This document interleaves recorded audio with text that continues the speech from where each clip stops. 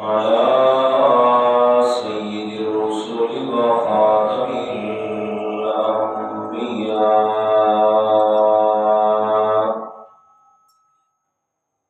أما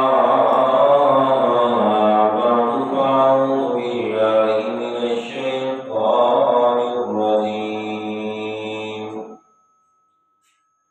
بسم الله الرحمن الرحيم. والذي جاء بالصدق وصدق به أولئك هم المتقون. صدق الله العظيم. اللهم صل على محمد النبي الأمي وعلى آله وأصحابه وسلم تسليما. سبحانك لا علم لنا إلا ما علمتنا إنك أنت العليم الحكيم.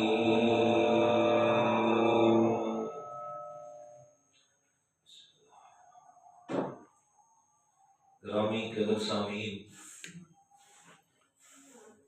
المخلصین الموحدین، دوستوں، بزرگوں، عزیز ساتھیوں، پچھلے 2 جمعۃ المبارک سے ماہ جمادی الثانی کے حوالے سے آپ حضرات کے سامنے خلیفہ بلا فاصل سیدنا حضرت ابو بکر صدیق رضی اللہ تعالی عنہ کی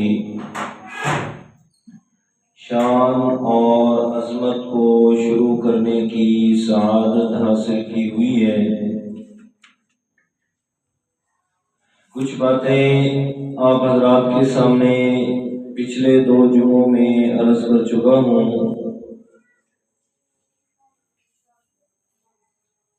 جناب سیدنا صدیق اکبر رضی اللہ تعالی عنہ کی ان 3 خواہشات کے حوالے سے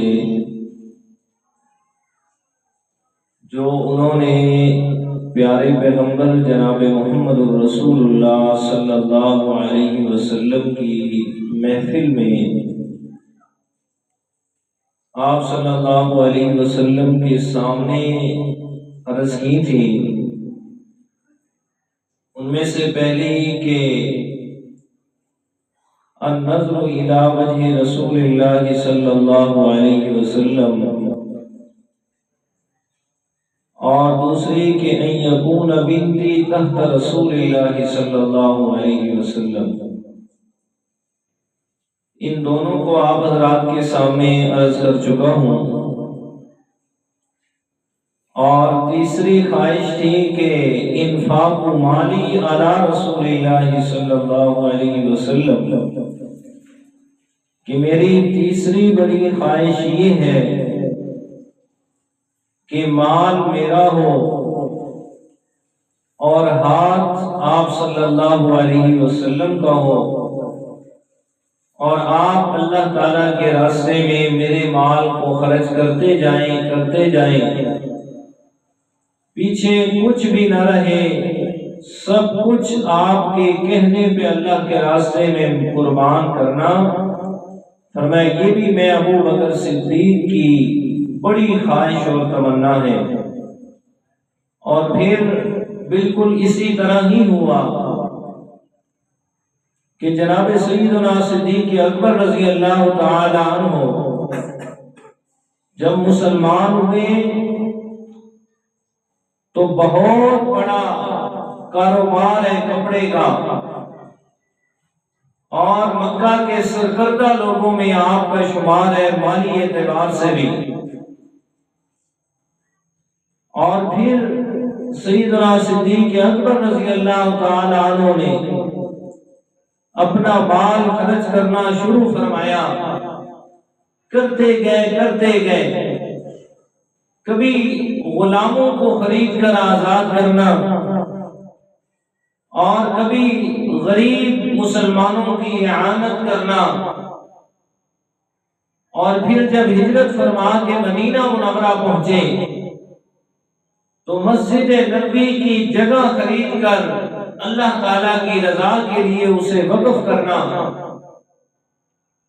وہ جو بعد میں حضرت عثمان رضی اللہ تعالی عنہ نے خریدی وہ تو مسجد کو بڑھانے کے لیے، باقی سب سے پہل جو مسجد نبی کی جگہ خریدی گئی سو وہ جناب صدیق اکبر رضی اللہ تعالی عنہ کے پیسوں سے خریدی گئی۔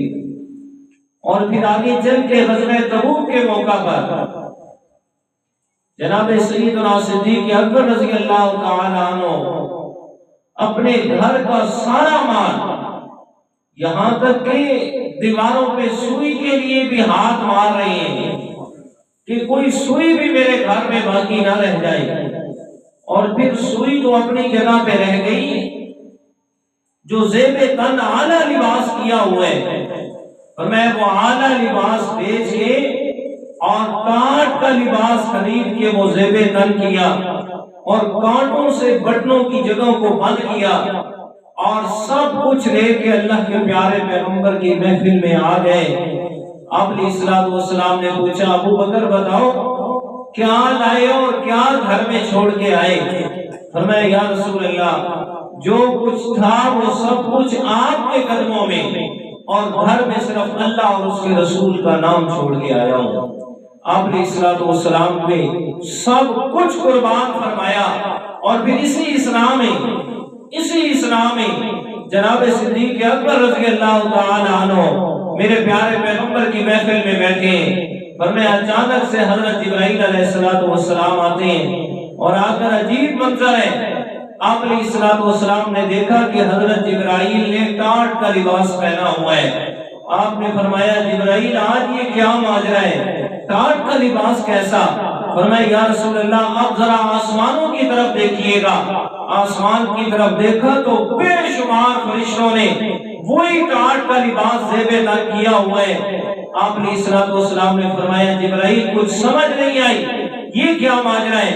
فرمایا اس کے جواب میں آپ نظر اٹھائیں اور اپنے صدیق اکبر کی طرف دیکھیں۔ آپ علیہ الصلوۃ والسلام نے فرمایا جبرائیل کچھ سمجھ نہیں آئی۔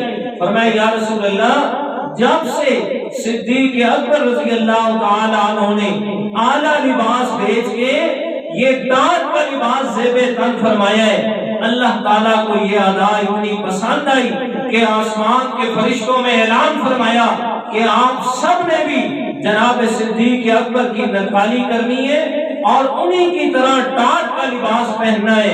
فرمایا آج ہم نے جناب صدیق اکبر کی نقالی کے اندر ٹاٹ کا لباس پہنا ہے۔ اور اگلی بات فرمایا اللہ تعالیٰ پوچھ رہے ہیں، فرمایا میرے صدیق سے پوچھئے گا کیا ابو بکر یہ بتائیے کہ یہ سب کچھ میں اللہ کے راستے میں قربان کر کے کیا آپ میں اللہ پہ راضی بھی ہیں کہ نہیں ہیں؟ فرمایا یہ کون پوچھ رہا ہے؟ یہ رب پوچھ رہا ہے۔ فرمایا ابو بکر سے پوچھئے گا کہ سب کچھ میں اللہ کے راستے میں قربان کر کے آج یہ ٹاٹ کا لباس زیب تن کیا ہے، کیا اس حالت میں اللہ پہ راضی ہے یا نہیں ہے؟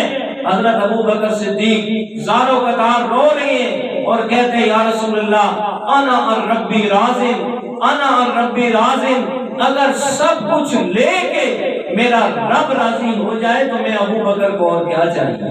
اور دوسرے نمبر پہ فرمایا ابو بکر کو کہو کہ اللہ تعالیٰ آپ کو سلام کہتا ہے۔ جی تو یہ ہے کہ بَإِنفَاقُ مَالِي عَلَى رسول اللہ صلی اللہ علیہ وسلم کہ اپنا سارا مال اللہ کے پیارے پیغمبر کے کہنے پہ خرچ کرنا یہ بڑی خواہش تھی اور پھر خواہش کا اللہ تعالیٰ نے وہ کس طریقے سے انعام بھی دے دیا. فرمایا کہ سب کچھ خرچ کیا، اس کے بدلے میں اللہ تعالیٰ نے حضرت ابو بکر صدیق رضی اللہ تعالیٰ عنہ کو اپنے سلام دنیا میں بھیج دیے. یہاں تک ٹاپک میں اس کو کلوز کر رہا ہوں اس لیے کہ یہ کتنا لامحدود ہے. میں آپ کو اسی حوالے سے ایک اور ٹاپک کی طرف متوجہ کرتا ہوں. کیا آپ نے 3 جمعے، یہ تیسرا جمعہ ہے، جناب صدیق اکبر رضی اللہ تعالیٰ عنہ کی فضیلت سنی ہے، عظمت، فضیلت، شان سنی ہے. یہ مقام ہے، یہ مقام ہے، پہلا نمبر ہے، خلیفہ بلا فاصلہ آپ علیہ الصلوۃ والسلام کے بعد آپ ہی کا نمبر ہے. یہ جو بار بار سنتے رہے ہیں، اس کو اب میں آپ کو دلائل کے ساتھ یہ بات واضح کرتا ہوں کہ حضرت صدیق اکبر رضی اللہ تعالی عنہ سو ان کا کیسے پہلا نمبر بنتا ہے. آپ کی ساری امت، صرف آپ کی نہیں بلکہ سارے انبیاء کرام کی امت میں سے جناب صدیق اکبر رضی اللہ تعالی عنہ کا پہلا نمبر کیسے بنتا ہے. بس اب میں بالکل مختصر قرآن مجید اور حدیث رسول اللہ صلی اللہ علیہ وسلم کے صرف آپ کو حوالہ جات کے ساتھ ایک ترک دیتا جاؤں گا اور بات کو آگے بڑھاؤں گا کہ یہ موضوع بھی بڑا طویل ہے، لیکن میں بالکل مختصر کر کے آپ کو نتیجے تک پہنچاؤں گا انشاءاللہ. اب پہلے یہ سمجھیں کہ تمام تر انبیاء کرام کی امتیں، تمام تر انبیاء کرام اپنی اپنی جگہ پہ عظمت اور فضیلت والے ہیں. ان کی عظمت اور فضیلت کا کوئی منکر نہیں، کوئی انکاری نہیں ہے. فرمایا کہ اللہ تعالیٰ نے ہر ایک پیغمبر کو اپنے اپنے وقت کے اندر شان بھی دی، عظمت بھی دی، فضیلت بھی دی. اب سارے انبیاء کرام کی امتیں، اب اس میں سے کس پیغمبر کی امت کو شان اور عظمت ملی وہ دیکھیے گا قرآن مجید. فرمایا اعوذ باللہ من الشیطان الرجیم بسم اللہ الرحمن الرحیم. کنتم خیر امت اخرجت للناس.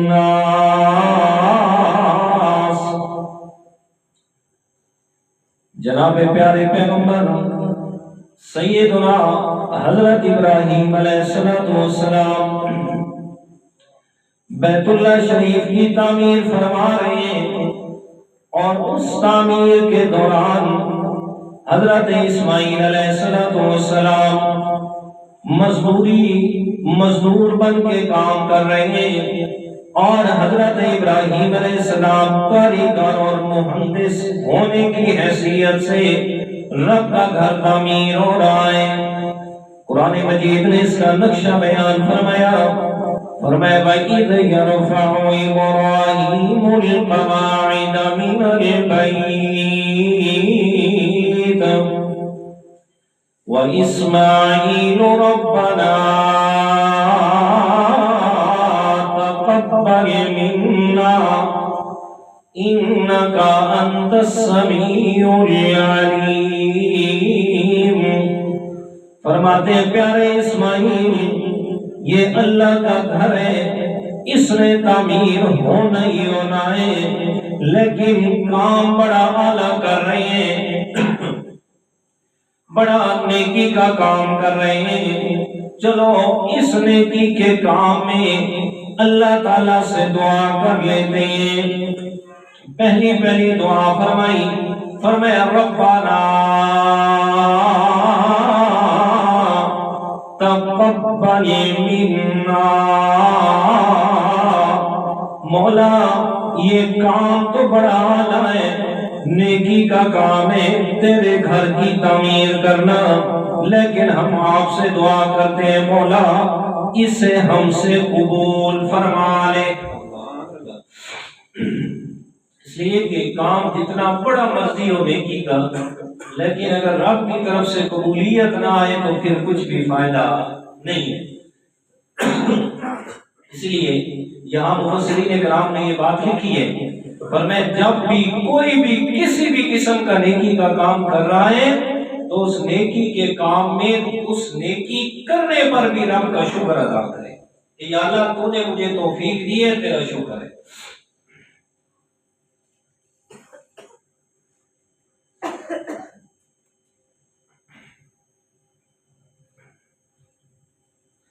جی ابراہیم علیہ السلام نے پہلی دعا فرمائی ہے، فرمایا ربنا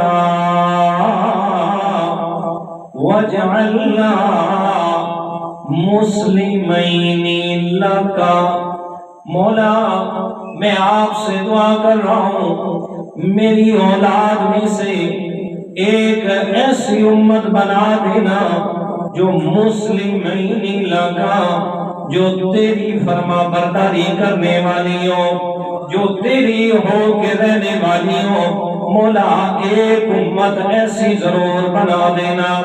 اللہ تعالیٰ کے پیارے پیغمبر جناب محمد رسول اللہ صلی اللہ علیہ وسلم، اللہ تعالیٰ نے فرمایا میرے پیارے پیغمبر اپنی امت کے لیے اعلان فرما دیجئے، کنتم خیر امت اخرجت للناس،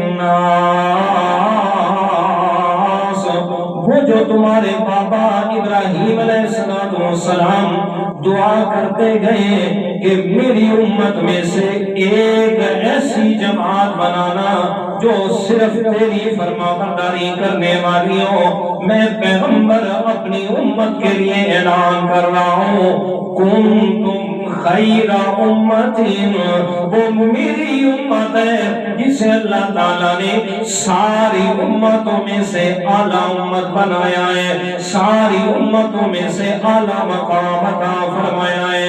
اور دوسرے پارے میں فرمایا وَكَذَلِكَ جَعَلْنَاكُمْ أُمَّةً وَسَطًا،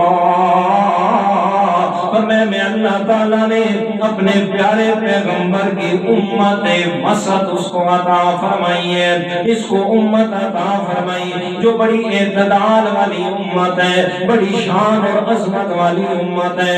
اب سارے انبیاء کرام میں سے اللہ تعالیٰ نے اپنے پیارے پیغمبر کی امت کو شان والا بنایا ہے۔ اب اس امت کے دو طبقے ہیں دوستو، ایک وہ طبقہ جو میرے پیارے پیغمبر کے دور مبارک میں آیا ہے، دوسرا وہ طبقہ جو آپ کے دور کے بعد قیامت تک آنے والا ہے۔ اب ان کی تقسیم فرمائی اللہ تعالیٰ نے، فرمایا قرآن مقدس میں وہ طبقہ، وہ گروہ جنہوں نے میرے پیارے پیغمبر کو اپنی نظروں سے دیکھا ہے، جنہوں نے میرے پیارے پیغمبر کی محفلیں اٹینڈ کی ہیں، جنہوں نے میرے پیارے پیغمبر کے آئینہ نبوت کے سامنے اپنے کردار کو سنوارا ہے، اب ان کے بارے میں اللہ تعالیٰ کا قرآن کیا فرماتا ہے، فرمایا محمد الرسول اللہ والذین معه اشداء علی الکفار رحماء بینہم تراہم رکعا سجدا یبتغون فضلا من اللہ ورضوانا سیماہم فی وجوہہم من اثر السجود۔ اللہ تعالیٰ فرماتے ہیں میرے پیارے پیغمبر یہ جو آپ کے ساتھ ہیں، یہ جو آپ کے ساتھی اور آپ کے دوست ہیں، میں اللہ تعالیٰ ان کے لیے اعلان فرما رہا ہوں محمد الرسول اللہ، میرے محمد صلی اللہ علیہ وسلم اللہ کے سچے رسول ہیں۔ اب یہ ایک دعویٰ بیان فرمایا ہے، اب دعوے کے ثبوت کے لیے دلیل کی ضرورت ہوتی ہے، فرمایا دلیل آئے گی تو دعویٰ ثابت ہوگا۔ اب اللہ تعالیٰ نے دعویٰ فرمایا محمد الرسول اللہ، میرے محمد صلی اللہ علیہ وسلم اللہ کے سچے رسول ہیں۔ اب دلائل تو یہ انہیں چاہیے تھے کہ ان پہ میں اللہ نے قرآن نازل فرمایا، ان کو میں نے معجزات سے نوازا ہے، ان کو میں نے معراج کروایا، ان کو میں اللہ تعالیٰ نے اپنا قرب خاص نصیب فرمایا، ان کو میں نے الم نشرح لک صدرک والا سینہ عطا فرمایا، والضحیٰ والا چہرہ عطا فرمایا، واللیل اذا سجا والی زلفیں عطا فرمائی ہیں، لا اقسم بہذا البلد والا مکہ مکرمہ عطا فرمایا ہے۔ میں اللہ تعالیٰ نے ان کو وہ زبان عطا فرمائی ہے کہ زبان سے کلمہ بولتے ہیں، اور میں اللہ تعالیٰ اوپر ان کے بولنے کی قسمیں اٹھا رہا ہوتا ہوں۔ وقیلہ یا رب، مجھے اپنے پیغمبر کے بولنے کی قسم ہے، آپ کے الفاظ فرمانے کی قسم ہے۔ فرمایا یا ایھا المزمل فرمایا ہوتا، یا ایھا المدثر فرمایا ہوتا۔ فرمایا اے دنیا والو، میرا پیغمبر سچا اس لیے کہ میں اللہ تعالیٰ اپنے پیغمبر کے نام کی، میں اللہ تعالیٰ اپنے پیارے پیغمبر کی تعریفوں کی، آپ کے حسن و جمال کی، آپ کے چلنے کی، آپ کے اٹھنے کی، بیٹھنے کی، میں اللہ تعالیٰ ان کے تذکرے آپ کر رہا ہوں۔ لیکن نہ میرے دوستوں، دعویٰ فرمایا اللہ کے پیغمبر میرے محمد صلی اللہ علیہ وسلم یہ سچے پیغمبر ہیں۔ اب دلائل کی بات آئی تو کیا فرمایا؟ والذین معہ اشداء علی الکفار۔ فرمایا میرے پیغمبر کی سچائی کو دیکھنا ہے تو آپ کی محفل میں بیٹھے ہوئے صدیق اکبر کو دیکھ لیجئے گا۔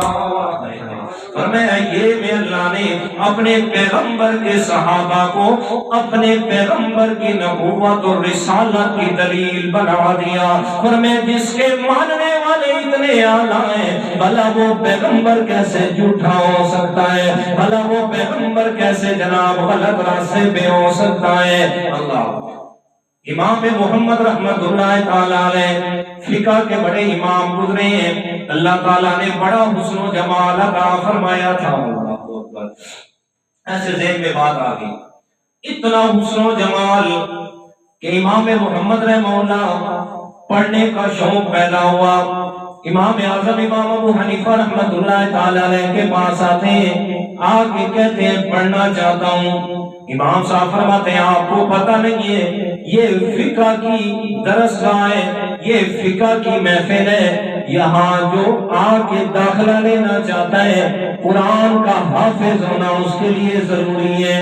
یہ بچہ واپس گیا، 7 دنوں کے بعد واپس آتا ہے، کہتے آپ کو داخلہ دے دو۔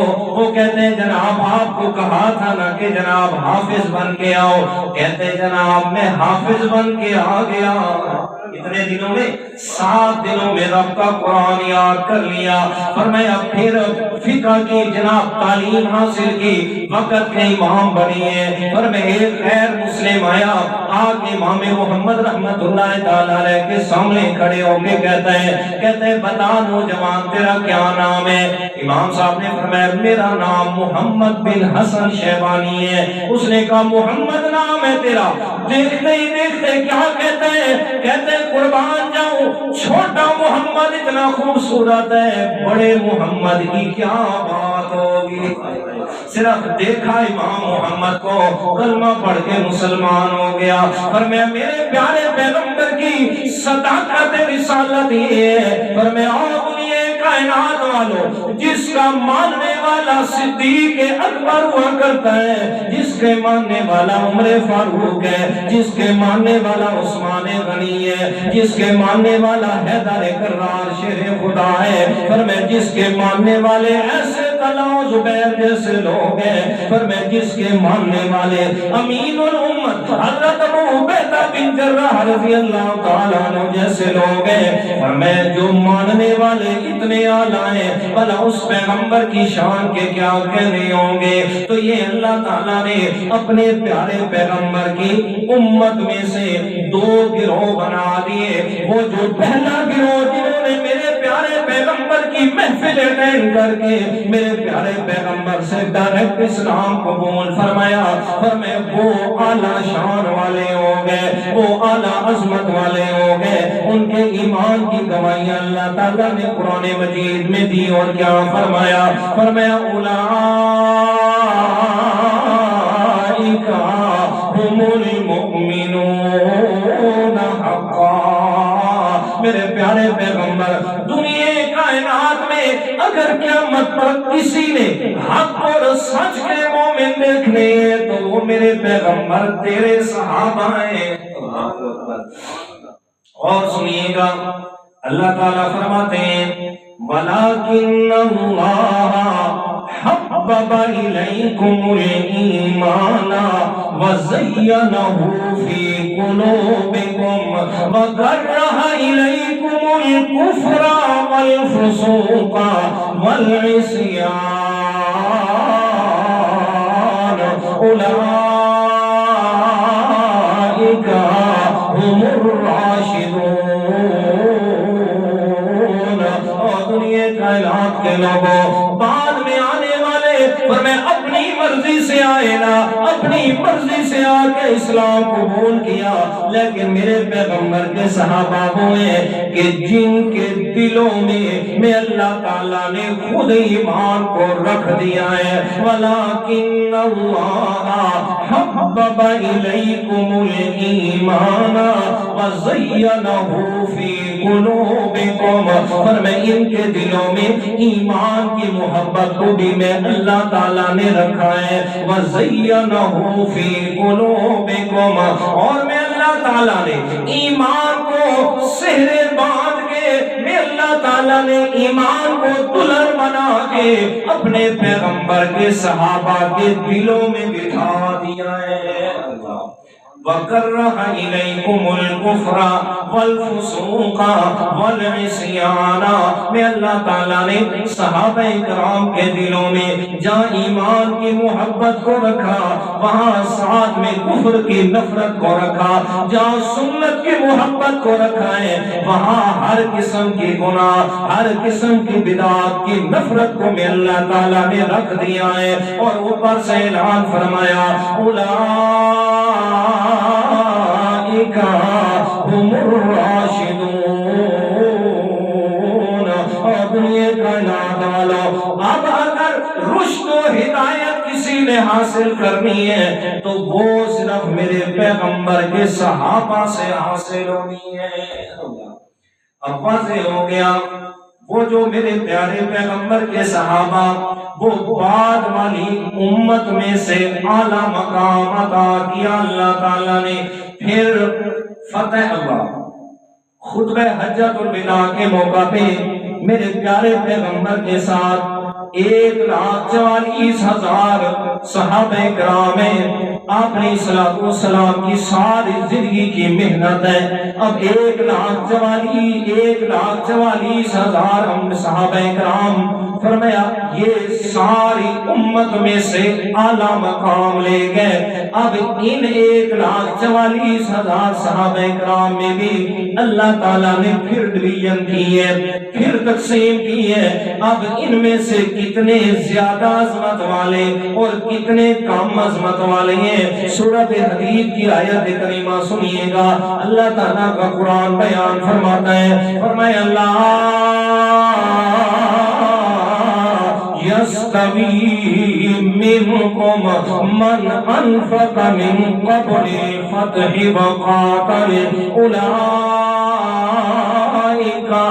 أعظم درجة من الذين أنفقوا من بعد وقاتلوا وكلا وعد الله الحسنى۔ سورۃ الحدید اور آیت کا نمبر 10-27 پارہ ہے۔ اللہ تعالیٰ فرماتے ہیں ان سارے صحابہ کرام میں سے میں اللہ تعالیٰ نے ان کو دو گروہ بنا دیے۔ فرمائے ایک وہ صحابہ جو فتح مکہ سے پہلے مسلمان ہوئے، جو فتح مکہ سے پہلے جنہوں نے میرے پیغمبر کے ساتھ مل کے جہاد کیا، اور دوسرے وہ جنہوں نے فتح مکہ کے بعد ایمان قبول کیا ہے، فتح مکہ کے بعد جہاد کرتے رہ گئے۔ فرمائے ان دونوں کو لا یستوی منکم، میں اللہ تعالیٰ نے ان دونوں کے مرتبے کو برابر نہیں بنایا۔ وہ جو فتح مکہ سے پہلے آئے ہیں ان کے لیے اعلان हो रहा है उलाइका आज़म दरजतन, बाद में आने वालों से ये पहले वाले दर्जात में आला मकाम ले गए। मता किसी के दिल में ख्याल आए ये जो बाद में आ रहे हैं इनकी जो अजमत कम है, हो सकता है इनका मकाम बाद में आने वालों का पर मैं इतना कम हो कि जन्नत में इनको ना मिल सके। जी अल्लाह को तो पता था कि बाद में आने वाले तरह तरह की बातें करेंगे। अल्लाह ताला ने फरमाया ये तो आपको समझाने के लिए मैंने किया है। जैसे कि तीसरे पारे के शुरू में फरमाया तिलकर रुसुल फज़लना बादहुम अला बाज़िन, ये मेरे पैगंबरों की जमात है कि जिनमें में अल्लाह ताला ने बास को बास पर फजीलत अता फरमाई है।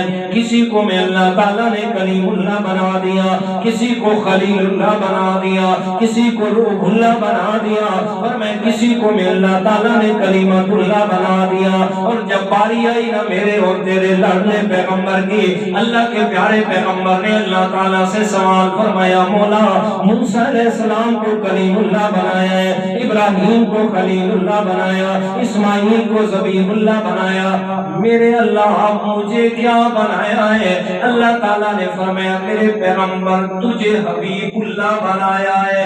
क्या बनाया? हबीबुल्लाह, तुझे अपना महबूब बनाया है, तुझे अपना प्यारा बनाया है कि सारों की अजमत अपनी जगह पे, सारों की शान अपनी जगह पे, सबसे ताल्लुक अपनी जगह पे, लेकिन जो मोहब्बत में अल्लाह ने आपसे की है और किसी से नहीं की और मैं ये मिनहुम मन कल्लमल्लाह, किसी को कलीमुल्लाह बनाया। अब अजमत और शान तो सब पैगंबरों की बरहक है, लेकिन फजीलत में फर्क है, किसी की ज्यादा और किसी की कम। यहाँ भी फरमाया मैं अल्लाह ताला ने सारे सहाबे किराम को अज़मतों वाला बनाया, शान वाला बनाया है, लेकिन इनके मरातिब में फर्क रखा है। जो फतेह मक्का से पहले आने वाले उनकी शान ज्यादा, जो फतेह मक्का से बाद में आने वाले वो शान में पहलों से कम है। लेकिन याद रखना वकुल्लन वअदल्लाहुल हुस्ना, मैं अल्लाह ताला ने अपने पैगंबर के सारे सहाबे किराम से जन्नत का वादा किया है। सारे जन्नती है, सहाबा सारे जन्नती। बोलो क्या है? सारे जन्नती हैं। हाँ, फजाइल और मरातिब में क्या है? फर्क है। अब जी सहाबे किराम उनके मरातिब में भी फर्क आ गया। फरमाया फतेह मक्का से पहले वाले, फतेह मक्का से पहले वाले अजमत में ज्यादा, बाद में आने वाले उनसे अजमत में कम है। और फतेह मक्का के मौका पर जनाब मेरे प्यारे पैगंबर के साथ 10,000 सहाबे किराम थे। कितने जी? 10,000। अब ये ना कम होता जाएगा इंशाअल्लाह, आखिर में एक ही बचेगा। वो कैसे मैं अर्ज करता हूँ, सारी उम्मतों में से पहला नंबर उम्मतों की फजीलत में मेरे प्यारे पैगंबर की उम्मत का, फिर इस उम्मत में से सहाबे किराम की शान और अजमत सबसे ज्यादा, फिर सहाबे किराम फरमाया उनमें 1,44,000 सहाबे किराम, फरमाया उनमें से फतेह मक्का से पहले जो मुसलमान हुए उनकी शान और अजमत बाद वालों से ज्यादा हो गई। अब फतेह मक्का के मौका पर मेरे प्यारे पैगंबर के साथ 10,000 सहाबे किराम का लश्कर मौजूद है। अब उन सब में से ये 10,000 शान और अजमत वाले हो गए। अब इन 10,000 में से और ज्यादा कम हो रहे हैं। पर मैं याद करिएगा जनाब 8 हिजरी में मक्का फतह हुआ, 10,000 की तादाद है। और जनाब 6 हिजरी में सुलह हुदैबिया हो रही है, और हुदैबिया के मकाम पर मेरे प्यारे पैगंबर के साथ ये जो सहाबे किराम 1500 सहाबे किराम की तादाद है, उनको अल्लाह ताला ने 10,000 में से मुख्तस फरमाया और ऐलान किया कि है सूरतुल फतह आयत का नंबर 11 है। फरमाया लक़द रज़ियल्लाहु अनिल मुमिनीना इज़ युबायिऊनका तहत الشجرة فعلم ما في قلوبهم فأنزل السكينة عليهم وأثابهم فتحا قریبا۔ اللہ تعالیٰ فرماتے ہیں میرے پیارے پیغمبر لقد رضی اللہ عن المؤمنین، میں اللہ تعالیٰ کو اپنے رب ہونے کی قسم ہے، میں اللہ تعالیٰ ان مومنوں سے راضی ہو گیا۔ کون سے؟ فرمائے اذ یبایعونک تحت الشجرہ، جو آپ سے اس درخت کے نیچے بیٹھ کے بیعت کر رہے تھے۔ فرمائے وہ 1500 صحابہ کرام، میں اللہ تعالیٰ ان سے راضی ہو گیا۔ اذ یبایعونک تحت الشجرہ فعلم ما فی قلوبہم، اور میں اللہ تعالیٰ نے ان کے ساتھ جو رضا کا اعلان فرمایا، فرمایا اس لیے کہ میں اللہ تعالیٰ ان کے دل کی باتوں کو جاننے والا ہوں۔ وہ دل سے ہو کے آپ کے ساتھ آئے تھے، وہ دل سے ہو کے آپ پر ایمان لائے میرے پیغمبر، میں اللہ تعالیٰ ان سے راضی ہو گیا۔ فانزل السکینۃ علیہم، میں اللہ تعالیٰ نے ان پر اپنی خاص قسم کی سکینت اور سکون بھی نازل فرما دیا۔ فرمایا اب یہ 1500 صحابہ کرام 10,000 میں سے مختص ہو گئے، پر میں ان 1500 کا مقابلہ اور کوئی نہیں ہے شان اور عظمت میں۔ اب ان 1500 میں سے بھی دیکھیے گا پیارے پیغمبر کے صحابہ کرام کی تخصیص۔ فرمایا وہ جو میدان بدر کے اندر آپ کے ساتھ آئے، وہ جو 313 صحابہ کرام ہیں، ان کے بارے میں میرے پیارے پیغمبر نے کیا فرمایا؟ فرمایا فَإِنَّ اللَّهَ قَدِ اطَّلَعَ عَلَى أَهْلِ بَدْرٍ فَقَالَ اعْمَلُوا مَا شِئْتُمْ قَدْ غَفَرْتُ لَكُمْ وَبَدَّلْتُ سَيِّئَاتِكُمْ حَسَنَاتٍ، اور کما قال علیہ الصلوۃ والسلام، میرے پیارے پیغمبر فرماتے ہیں ان اللہ قد اطلع علی اہل بدر۔ اس سے پہلے حدیث مبارکہ اور سنیے گا، میرے پیارے پیغمبر فرماتے ہیں میرے پاس حضرت جبرائیل علیہ السلام تشریف لائے، میں نے پوچھ لیا جبرائیل ذرا بتائیے گا وہ جو میدان بدر میں میرے ساتھ میرے صحابہ تھے، فرمایا ان کے بارے میں کیا فرمان ہے رب تعالیٰ کا، اس کے بارے میں بتائیے گا۔ حضرت ابراہیم فرماتے ہیں یا رسول اللہ آپ کے صحابہ کی تو بات ہی ہو رہے، میں آپ کو ان فرشتوں کی بات بتاتا ہوں جو صحابہ کرام کی مدد کے لیے آئے تھے۔ فرمایا جب سے میدان بدر میں وہ فرشتے اترے ہیں، اللہ تعالیٰ نے ان آنے والے فرشتوں کو باقی فرشتوں کا سردار بنا دیا ہے۔ فرمایا ہم میدان بدر میں گئے تھے، اس میدان بدر کی وجہ سے ان فرشتوں کی شان بڑھ گئی ہے، باقی فرشتوں سے عظمت میں وہ اعلیٰ ہو گئے ہیں۔ فرمایا آپ کے صحابہ کی بات ہی ہو رہے، ان کے بارے میں اللہ تعالیٰ کا فرمان یہ جبرائیل امین سنا رہے ہیں۔ فرمایا ان اللہ قد اطلع علی اہل بدر، فرمایا اللہ تعالیٰ نے بدر میں آنے والے تیرے صحابہ کرام کے دلوں کے اندر غور سے دیکھا ہے۔ اطلع علی اہل بدر، فرمایا ان کے دلوں کو بغور دیکھا اور کیا فرمایا؟ فقال اعملوا ما شئتم قد غفرت لكم وبدلت سیئاتکم حسنات۔ فرمایا او میرے پیغمبر کے صحابیوں بدر میں آنے والوں، فرمایا میں اللہ تعالیٰ نے تمہارے پچھلے سارے گناہوں کو بھی معاف فرما دیا، صرف معاف نہیں کیا بلکہ تمہارے گناہوں کو نیکیوں میں بدل دیا ہے۔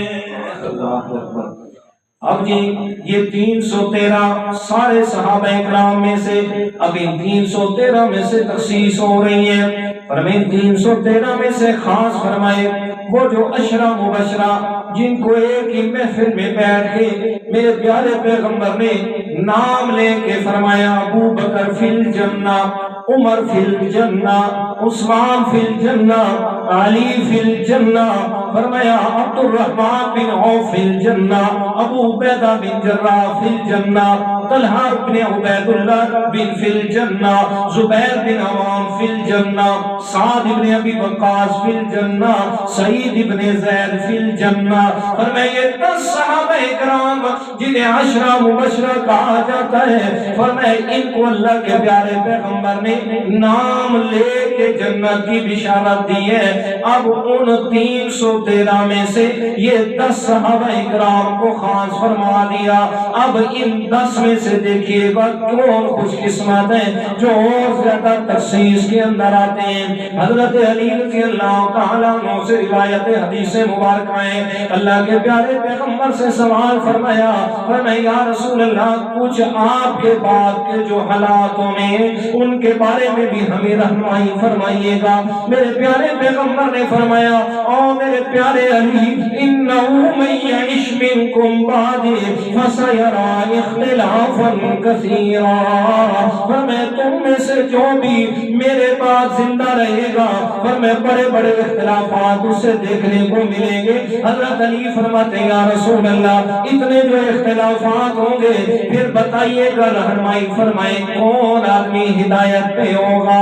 میرے پیارے پیغمبر نے فرمایا فعلیکم بسنتی وسنت الخلفاء الراشدین المہدیین، فرمایا کوئی آدمی ہدایت پہ ہوگا جو میری سنت پہ چلے گا اور میرے خلفاء راشدین کی سنت پہ چلے گا۔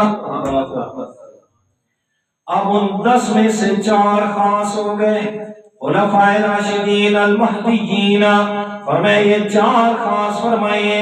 اب ان 4 میں سے دیکھیے گا کیسے تخصیص ہو رہی ہے۔ میرے پیارے پیغمبر اپنے ایک دن محفل میں تشریف لائے، میرے پیارے پیغمبر کے دائیں طرف حضرت ابو بکر صدیق ہیں اور بائیں طرف اللہ کے پیارے پیغمبر کے حضرت عمر فاروق رضی اللہ تعالیٰ عنہ ہیں۔ صحابہ اکرام نے دیکھا خوشی سے مسکرا دیے۔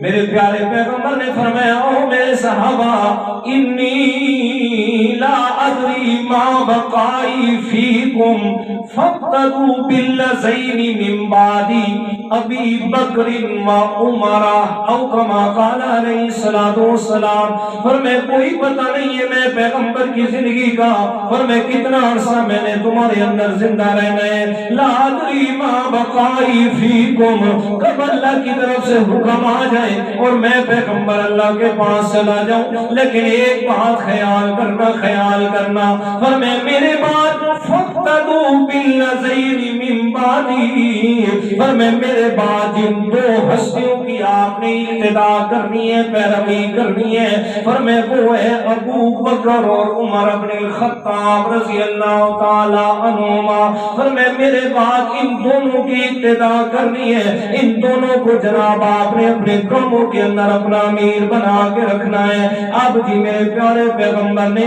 فرمایا وہ سارے کا سارا خلاصہ 2 شخصیات پہ رکھ دیا ہے، فرمایا ساری امتوں میں سے عظمتوں والی امت اپنے پیغمبر کی بنائی، پھر اس امت میں سے اپنے 1,44,000 صحابہ کرام کو شان اور عظمت دی، پھر 1,00,000 میں سے 10,000 کو مختص فرمایا، پھر 10,000 میں سے 1500 صحابہ کرام کی شان اور عظمت کو بیان فرمایا، پھر 1500 میں سے 313 کی شان کو زیادہ بڑھایا، پھر 313 میں سے 10 صحابہ کرام جو 10 مبشرہ ہیں ان کی تخصیص فرما دی، پھر 10 میں سے 4 خلفاء راشدین کو خاص کر دیا، پھر 4 میں سے 2 کو خاص کیا، فرمایا اگر میرے بعد کوئی بھی مسئلہ ہو جائے تو آپ نے ان 2 شخصیات کو سامنے رکھنا ہے، وہ ابو بکر ہے اور عمر فاروق ہے۔ اب جی ان 2 میں سے دیکھیے گا کون خوش نصیب سامنے آتا ہے، کون ہے عظمت والا،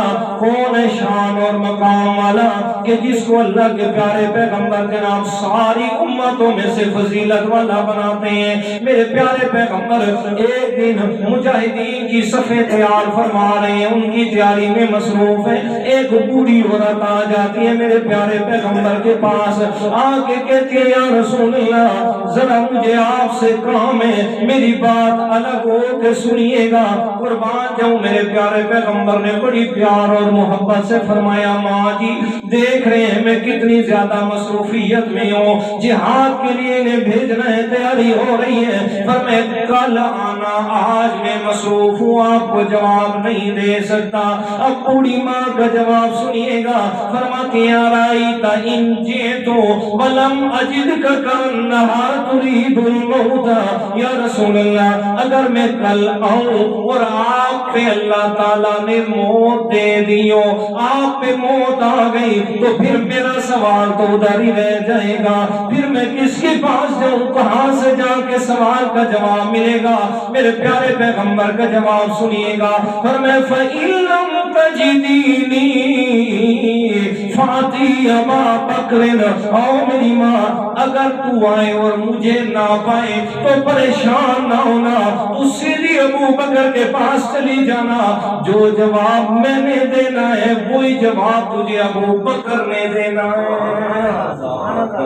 تو میرے دوست یہ ایسے نہیں ہم ہر بات پہ کہتے خلیفہ بلا فصل، ہر بات میں ہم ایسے نہیں کہتے ابو بکر کا پہلا نمبر ہے، جی دلائل بھی رکھتے ہیں، جی دلائل بھی رکھتے ہیں، یہ تو میں نے بڑے مختصر انداز میں آپ کے سامنے عرض کی ہے، مگر نہ اس پہ دلائل کے ہم ماریں کہ اللہ کے پیارے پیغمبر کے بعد اگر کسی کا نمبر ہے تو وہ اس کا ہے جناب صدیق اکبر رضی اللہ تعالیٰ عنہ کا۔ اللہ تعالیٰ کی توفیق عطا فرمائے۔